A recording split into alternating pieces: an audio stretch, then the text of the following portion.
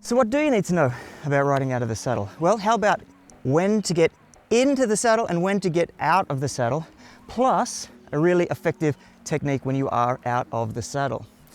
Now, we ride instinctively in and out of the saddle all of the time, but there is actually a proper way to do it, and the science is pretty clear on this.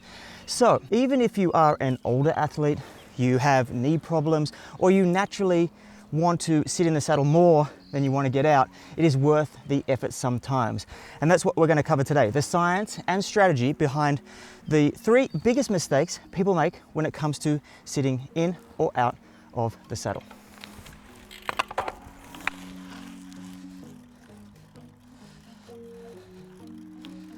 First off, why do we ride out of the saddle? I'm going to answer that one at home because I am knackered. Back from the ride. Now, there are a few key reasons to get out of the saddle. Standing up on the bike helps you to reduce muscle fatigue by shifting the workload to different muscle groups. So when you're in the saddle, your quads do most of the work, but when you stand up, it's your glutes and your calves, and they kick in, distributing the load and giving the quads a bit of a break. And this is especially useful, say, on steep hills, as evidenced by this study that shows that seated riding on slopes of 10% or more significantly changes how your muscles work compared to the flat. So you would imagine that this is even more exaggerated when standing, and it does explain why standing helps distribute the workload. But there's a catch. It comes at a cost of higher energy demand. We'll explore this in just a moment. But first, another benefit is power production. You can produce more power out of the saddle because you engage more muscles and can use your body's weight to apply more force on the pedals. And this helps maintain a given pace through, say, a steeper section of the road because you can use your body weight to apply more force on the pedals. But there's more to it.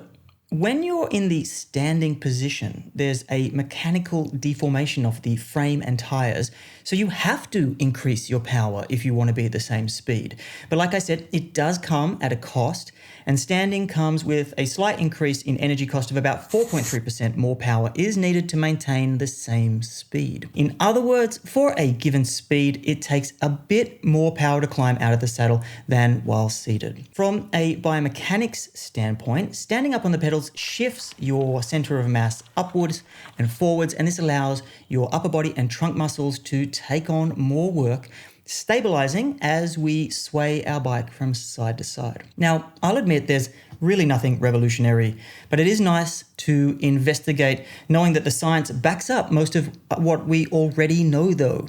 But here's where it starts to mean something out on the road.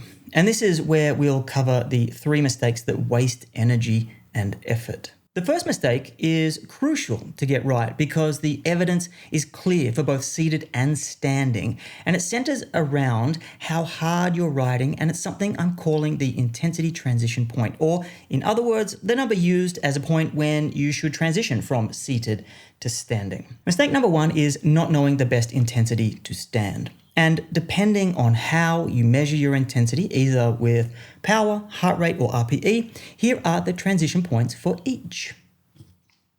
95% of critical power, 86% of heart rate max, and 14 out of 20 RPE. Where the science is clear is that standing up under this point will lead to an increase in oxygen consumption compared to staying seated. And that's because when you stand up at lower intensities, the work required by your upper body muscles seems to account for a greater proportion of the overall work you're doing, meaning an increase in oxygen consumption is expected. Higher than this, you don't increase these physiological parameters, but you can find other benefits like increasing your strength and alternating the position for muscular fatigue. So it's better to stand at higher intensities. And this is not to say that you should never stand at lower intensities. In 2008, Professor Ernst Hansen mentioned that alternating between the seated and standing positions occasionally during submaximal cycling is likely to improve performance by postponing fatigue in the principally active muscles. Also, during very steep and intense climbs near your maximum effort, standing on the pedals is better as it allows you to produce more power and sustain the effort longer. So if you're riding at 105% of critical power, 94% of heart rate max, or 16 out of 20 RPE, then this would mean an all-out effort, and on a climb in the 3 to 8 minute range, you're better off standing. The second mistake that is robbing you of energy and effort is often talked about for higher speeds, but it also applies for slower speeds. And mistake number 2 is not accounting for aerodynamics when deciding to stand. And aero is all about speed. Typically, the speed mentioned where aerodynamics becomes significant is 16 kilometers an hour, 10 miles per hour, and air resistance or drag is the dominant force that you need to overcome. Riding under 16 kilometers an hour or 10 miles per hour doesn't instantly mean you don't need to consider aerodynamics. It's just that when riding out of the saddle, your frontal area is much larger than when you're riding in it, and that creates significantly more drag. And not by a little bit. A rider's drag coefficient is 25% higher when riding out of the saddle. So using this mark as a guide that won't slow you down as much when riding under this speed, but also be mindful of standing up and how it will impact your aero above this speed and minimize the time spent in the standing position. The third mistake is really the most important one to avoid because we spend more time here than most other places on the bike. So mistake 3, climbing out of the saddle on shallow gradients. Energy-wise, Professor Hansen also discovered that road cyclists were better off remaining seated until the gradient hit 10%. From then on, standing became more effective in terms of sustained power output, although the riders consumed 5% more oxygen when standing. Research has also shown that even at shallower gradients of around 4%, climbing at 19 kilometers per hour while seated requires 10% less oxygen than when standing. And that's primarily because the body's center of mass is supported by the saddle, conserving energy. Let's do a quick recap by following Mike Woods in the last 500 meters of his debut win at stage 9 of the 2023 Tour de France. So take a look at this. Here we have his numbers on the screen in the 3 areas we just discussed. So keep an eye on each one and let's see if he's standing when he hits the numbers. Remember, it's 95% critical power, which is 360 watts for Woods, 16 kilometers or 10 miles per hour for his speed, and a 10% gradient. Okay, he's out of the saddle here. What are the numbers? Power, check. Speed, check. Gradient, check. Now, while standing up can be about relieving muscles and power, we are more about efficiency. So here are 3 quick cues to ride out of the saddle more efficiently. When you stand up, it's a good idea to adjust your cadence by dropping down 1 or 2 cogs smaller in the back, reducing the cadence by 5 to 10 RPM, and this makes pedaling more efficient and reduces muscle fatigue. And be warned, to maximize efficiency, focus on smooth transitions from seated to standing, moving your body forward until the backs of your legs can still feather the tip of the saddle, or 1 or 2 inches in front if you use a short nose saddle. It also helps to have a firm but relaxed grip on the hoods and maintain bent elbows. Now, here's the most impactful part of riding out of the saddle.